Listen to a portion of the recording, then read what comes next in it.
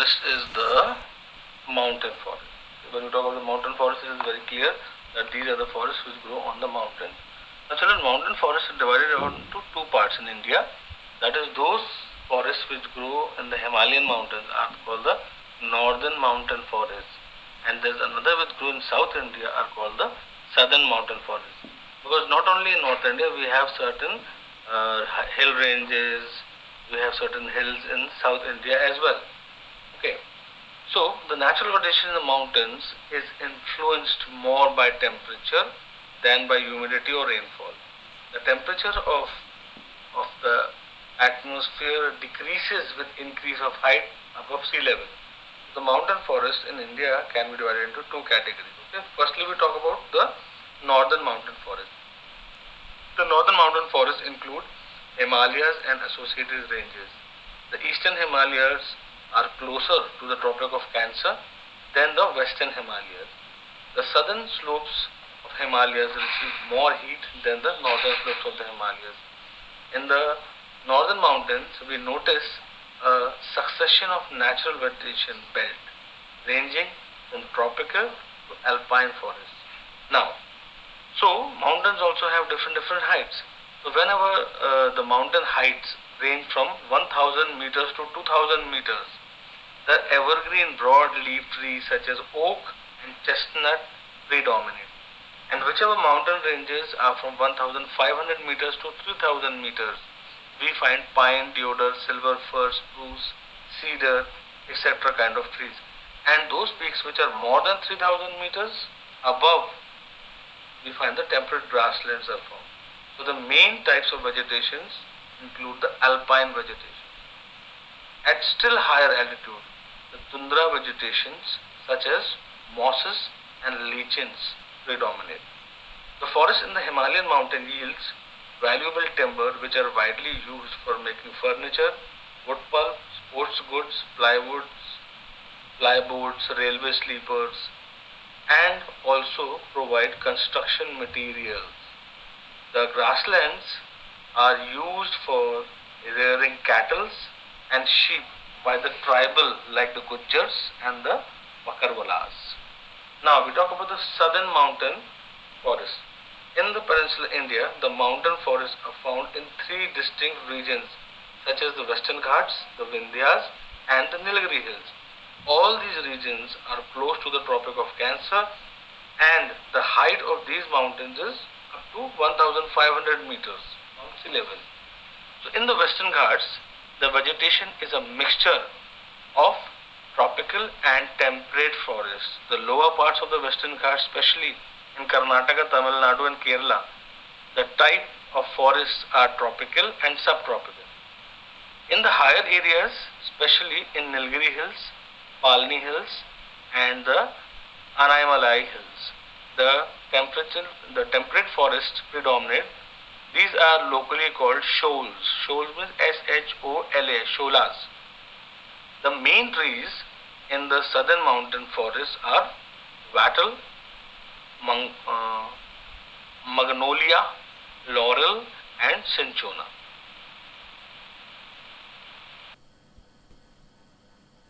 Now, our next topic is forest and environment. As all of us know, forests play a vital role, a very important role in the environment. Earlier times, temperature used to never cross more than 35 degrees. Why? Because the population was less and the amount of forests were more, so the environment was always cool. Okay, we did not use coolers and ACs at that time. But now what has happened? Population is at outburst and forests have become less. That is why today the temperature is rising abruptly. Now, the growth and development of various types of forests have an intimate relationship with their immediate environment. The forests not only improve the environment but also protect it by performing the following functions. And this is, the forests act as a moderator of climate and influence the temperature, humidity and precipitation. Continuous transpiration from plants increase the relative humidity of the air, which increase the possibility of precipitation. The forests absorb carbon dioxide from the atmosphere and release life-giving oxygen to us. Along the hill slopes, the forests help in controlling soil erosion.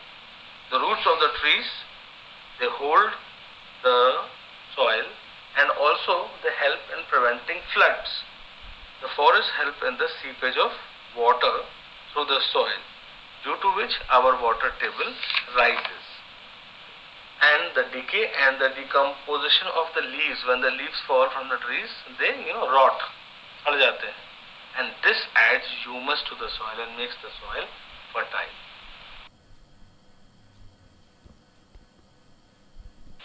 Forest and its conservation. As during this chapter we have read how important forest. Obviously, we need to conserve a forest. Conserve a forest means save forest. Okay. The forests in India are highly mismanaged due to the primitive methods of exploitation and lack of scientific planning. And the methods of lumbering and sowing are obsolete. Thus, it causes a waste and low productivity. Due to reckless cutting of trees, many species of plants are on the verge of extinction, means they are to finish from our country. The deforestation is occurring due to overgrazing, shifting agriculture, constructions and commercial activity. So it is very important for us to start adopting methods in which we can grow more and grow plants. And there are certain points on which these things can be done. Like, the afforestation program must be launched in every part of India with emphasis on fuel wood, small wood and fodder. The village should plant trees on the community and the Gram Sabha land, sides of village roads, embankments, canals, ponds, tanks.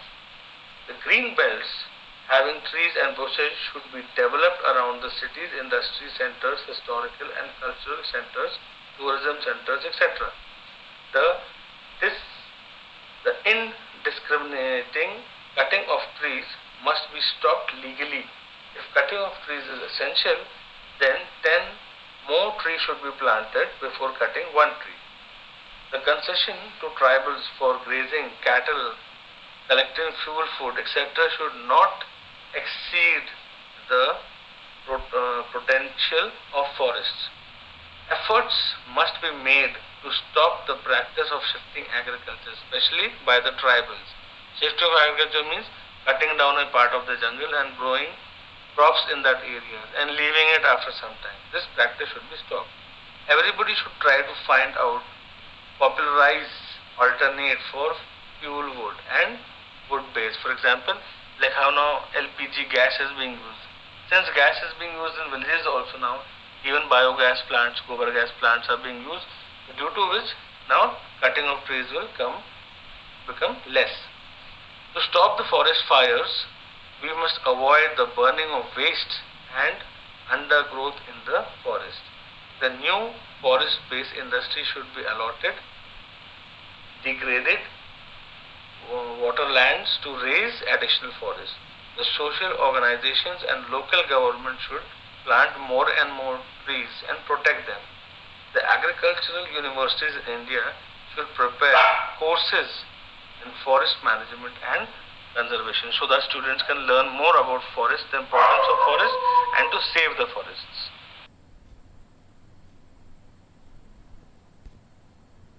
When we talked about steps that people should take, obviously governments also, so certain national policies were created by the government. Okay, first development was taken in 1894 during the time of the British, because that time industrialization was on a bloom, and gradually people started to understand that due to industrialization we are disturbing the natural environment. Eventually, after independence, our governments, it updated these programs, firstly in 1953 during the time of Prime Minister Jawaharlal Nehru, and later on in 1988.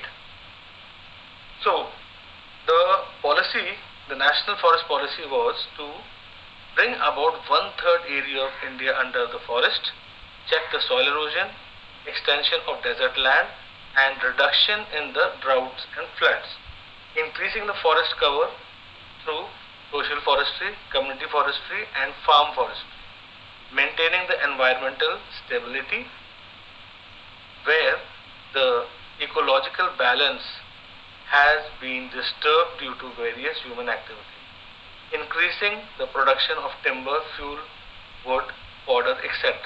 from the forest to meet the increasing national demands. Encourage women to plant more trees and stop the cutting of immature trees. This will reduce pressure on the existing forest. Encourage the efficient utilization of forest products and optimum utilization of wood, conserving the biological diversity in the country. So these were the major steps taken under the scheme of National Forest Policy.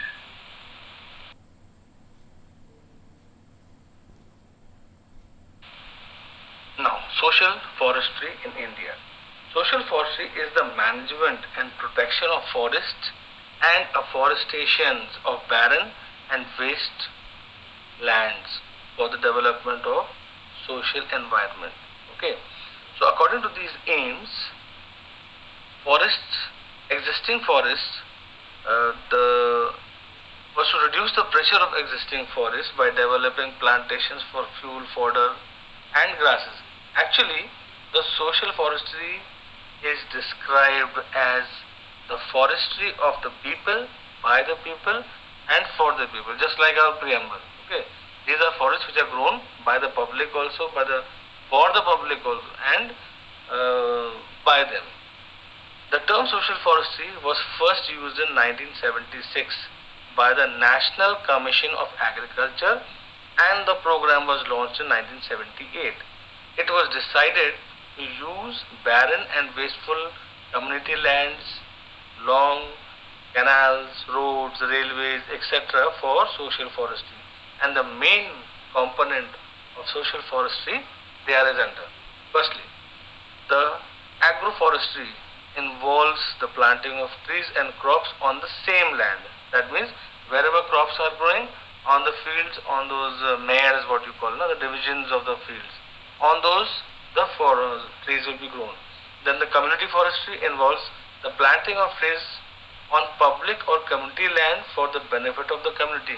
Means in the communities, in the colonies, in the villages, wherever people are staying. The production of trees is the responsibility of the community. Okay. Next is the commercial farm forestry. It involves the planting of trees such as popular, eucalyptus, casuarine, etc. in the field in place of crops, and the productions are used in forest-based industries and as fuel wood. Now, other example I will give you is like rubber plantation. Rubber is used in the rubber factory to make tires and tubes, etc. Okay. Now, the non-commercial farm forestry involves the planting of trees on the margins or farmlands, wastelands, grasslands, lands around homes and cow sheds. The produce are not for sale. Okay. And lastly is the urban forestry involves the planting of trees on public and private land in the towns and cities. It includes green belt, roadside, avenues, zoos, recreational parks, etc. It helps in the reducing of pollution, improving aesthetic values and recreations. Okay, children, I think you have now discussed how our government is also working, and it is not only the government's initiative, it is our responsibility also, because we are living in this environment, and if we are going to cut down the forest and trees and disturb the environment, obviously our coming future generations will be having lots of problems. Today we are in the corona world. Okay? So we are using masks.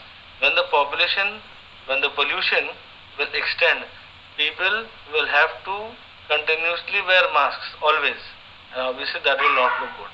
So we should take certain steps where we should try to plant trees. If we do not have spaces in our house, at least on the rooftops, we can, in the pots, we can plant out some trees. And trees, some way or the other, help in cleaning the atmosphere and giving us a better life.